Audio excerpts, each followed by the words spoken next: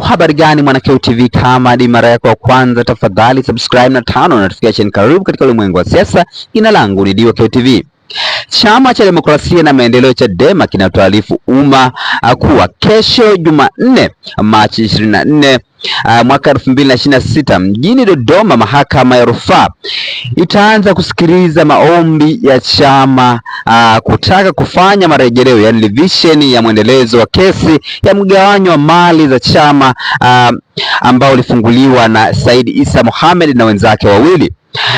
Chama kupitia mawakili wetu tuliandika barua kwa Jaji Mkuu wa Tanzania tukimwomba yafanyike marejeo baada ya kutoridhishwa na mwenendo wa kesi hiyo kama inavyoendeshwa na Jaji Mwanga kwenye Mahakama Kuu ya Msajili ya Dar es Salaam. Ikumbuke kuwa huko nyuma chama kiliwahi kumtaja Jaji Mwanga ajiuzuru kuendesha kesi hiyo baada ya kutilia shaka uendeshaji wake, lakini alikataa.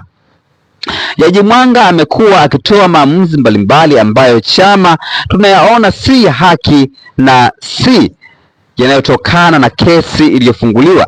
Maamuzi hayo ni kama vile kumfungia katibu mkuu kufanya siasa, kuzuia matumizi ya mali za chama ikiwemo ofisi, magari na kutoruhusu kutumika kwa fedha zilizo kwenye akaunti za benki za chama.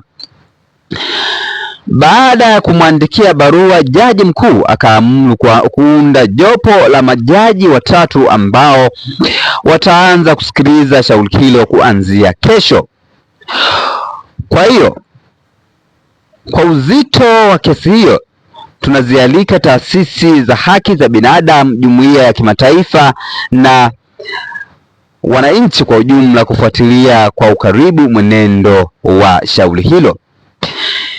Imetolewa na afisa habari wa Chama cha Demokrasia na Maendeleo Chadema, mkurugenzi wa mawasiliano uenezi Brenda Rupia. Una maoni gani kama Mwanakeo TV? Tafadhali shusha maoni yako katika sehemu ya comment section. Jina langu Keo TV, tunakatuja katika masuala ya kisiasa. Bye bye.